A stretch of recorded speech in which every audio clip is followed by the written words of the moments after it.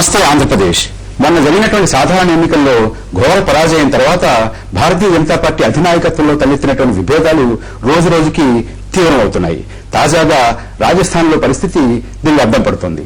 అక్కడ శాసనసభలో ప్రతిపక్ష నాయకురాలుగా ఉన్నటువంటి వసుంధరా రాజే సింధియా ఆ రాష్ట్రంలో పార్టీ యొక్క పరాజయానికి నైతిక బాధ్యత వహిస్తూ తప్పుకోవాలని అధిష్టానం ఆదేశించింది. అయితే ఆవిడ తిరుగుబాటు జెండా ఎగరేసింది. అసలు భారతీయ జనతా పార్టీలో ఏం జరుగుతోంది అనేటువంటి విషయాల మీద మనతో మాట్లాడడానికి ఆ పార్టీ జాతీయ కార్యదర్శి శ్రీ ఇంద్రసేనారెడ్డి, ప్రఖ్యాత పాత్రికేయులు, రాజకీయ విశ్లేషకులు శ్రీ జి శ్రీరామూర్తి మనతో ఉన్నారు.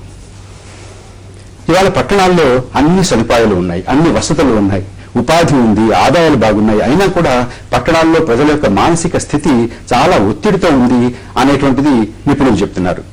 పాశ్చాత్య దేశాల్లో జరుగుతున్నటువంటి 10 మరణాల్లో 9 మరణాలు దాని యొక్క ప్రధాన కారణం మానసిక ఒత్తిడి అనే మాట కూడా వారు చెప్తున్నారు. అసలు పట్టణాల్లో ప్రజల యొక్క మానసిక స్థితి, ఒత్తిడి ఎలా ఉంది అనే విషయం మీద చర్చించడానికి ప్రఖ్యాత మానసిక విశ్లేషకులు శ్రీమతి డాక్టర్ గౌరీదేవి గారు మనతో ఉన్నారు. నమస్తే. భారతీయ జనతా పార్టీలో సంభవిస్తున్నటువంటి పరిణామాలను మాట్లాడుకునే ముందు ఒకసారి పట్టణాల్లో ప్రజల యొక్క మానసిక ఒత్తిడి గురించి మనం మాట్లాడుకుందాం. డాక్టర్ గౌరీదేవి గారు, అన్ని బాగుంటాయి పట్టణాల్లో, అవునండి, కానీ ఇంత మానసిక ఒత్తిడి ఎందుకు వస్తుంది?